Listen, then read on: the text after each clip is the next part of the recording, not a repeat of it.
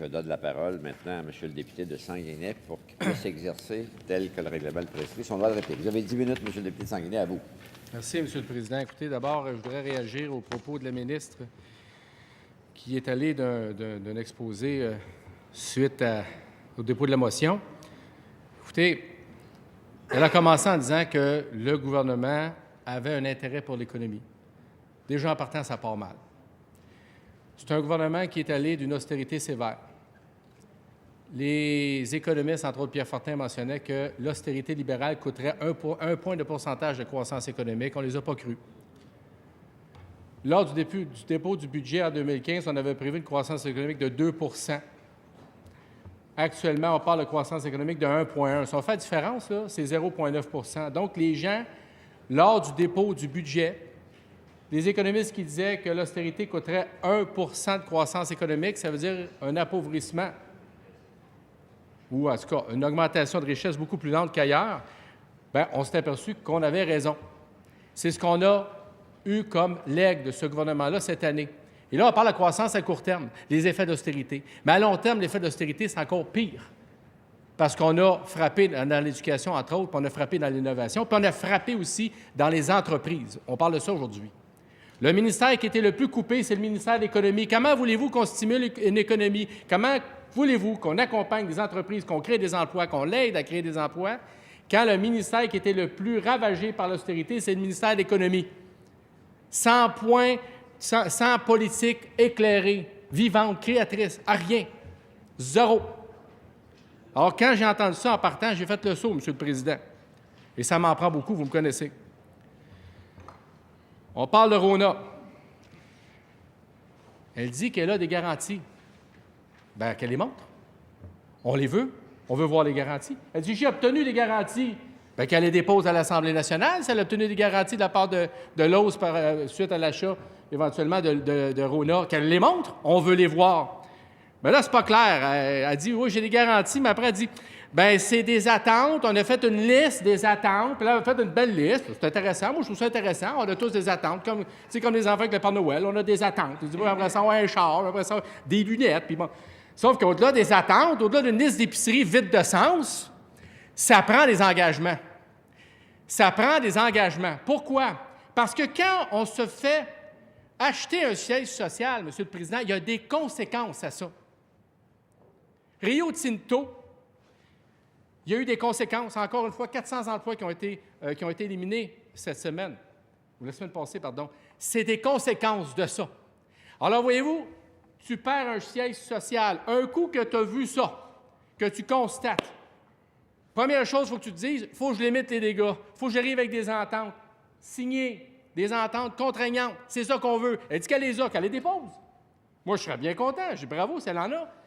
Mais comprenez-vous qu'on est en train juste de sauver les meubles avec une entente comme ça? Mais elle n'est même pas là. Elle est dans des attentes. Elle dit on va les accompagner. On va accompagner les entreprises. Ça veut dire quoi, ça, accompagner une entreprise?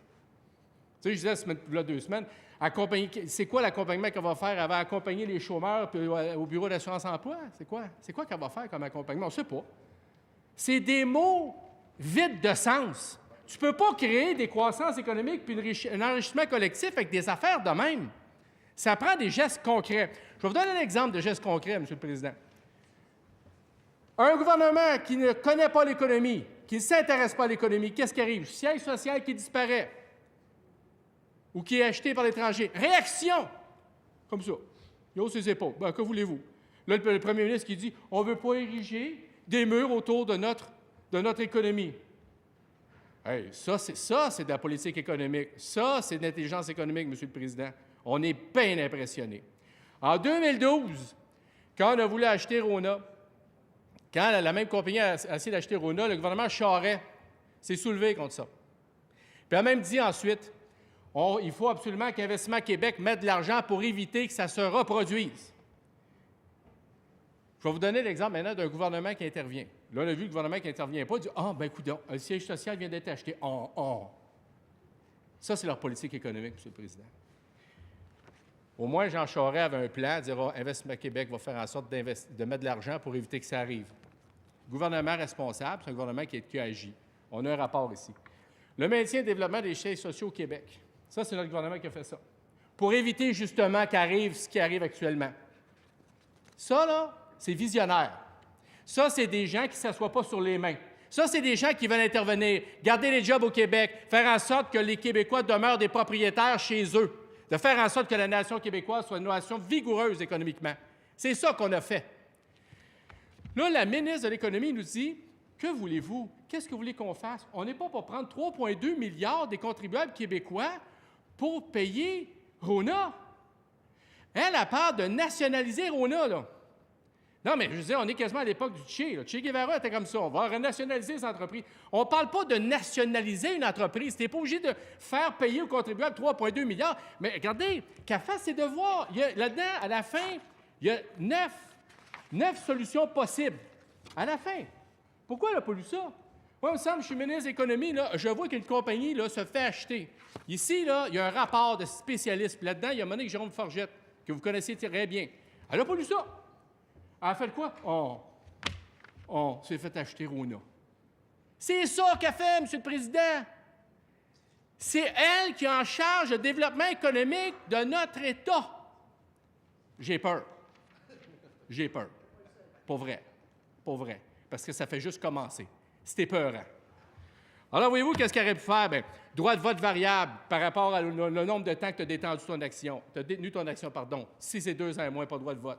Ou tu as un vote qui est extensible, dépendamment du nombre d'années que tu as ton action entre les mains. Ça peut être plein de choses. Le tiers des actions, on est capable de bloquer une transaction avec le tiers des actions. Tiers des actions, fournies par qui, payées par qui? La Caisse de dépôt, qui a des croissances. Les croissances de son portefeuille, très intéressantes. Pourquoi? Parce qu'elle met de l'argent chez nous. Là où elle fait le plus d'argent à la Caisse de dépôt, c'est quand elle met de l'argent chez nous. Là où les problèmes commencent, c'est quand elle en met ailleurs. Fait que là, ce qu'on dit, utilisons Investissement Québec, utilisons la Caisse de dépôt. Tu n'es pas obligé de faire payer 3,2 milliards aux contribuables. C'est quoi cette affaire-là? Utilisons les leviers économiques qu'on a déjà pour se prémunir d'une chose comme ça. Parce que la meilleure façon de ne pas perdre des emplois dans un siège social ou dans des emplois, dans l'activité de cette compagnie-là, je vais vous donner le truc, gardez le siège social ici. C'est ça le truc. À la place de commencer, là, à quasiment essayer de se gratter le front avec les dents d'en haut, puis des attentes, puis des listes, puis ça, c'est bon rien. Non, mais c'est bon rien. Écoutez. Attention au langage, c'est clair. Mais écoutez, d'un autre côté, attention aux expressions. Non, mais moi, j'ai le droit de me lever parce qu'il faut faire attention aux commentaires qu'on émet. Il faut que ça soit respectueux puis que ça n'ait pas l'air... Bien, il me semble que l'exemple est un peu exagéré. Alors, veuillez poursuivre. Alors donc, je poursuis. Si elle veut parler, elle prendra le droit de parole par la suite. Regardez, Bombardier, en terminant là-dessus, elle dit « On a fait un bon deal, Bombardier. » Il y a 3 personnes au Québec qui disent que c'est un bon deal. Le premier ministre, l'ancien ministre de l'Économie, puis l'actuel ministre de l'Économie. 3 personnes. Elle dit « Oh, les spécialistes, les experts nous ont dit que c'était un bon deal. » Ils sont où, ces experts-là? J'ai pas vu ça à nulle part. J'ai travaillé fort, là. J'en ai lu des documents là-dessus. Zéro. Hey, c'est tellement un bon deal qu'elle veut même pas l'avoir dans son ministère. Elle dit à l'ancien ministre « Toi, tu t'en vas avec ça. » C'est un bon deal, ça. Elle dit, moi, je ne veux pas gérer ça, va-t'en avec ton deal.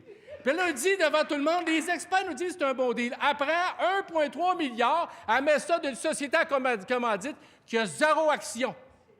Qui a 0 action. Puis elle nous dit que c'est un bon deal. Elle prend de l'argent des contribuables québécois, 1,3 milliard, puis elle dit, on va mettre ça dans une coquille où il y a un potentiel, mais il n'y a rien de concret. Puis elle nous dit, c'est un bon deal. Je vais vous dire une chose. Toute une négociation.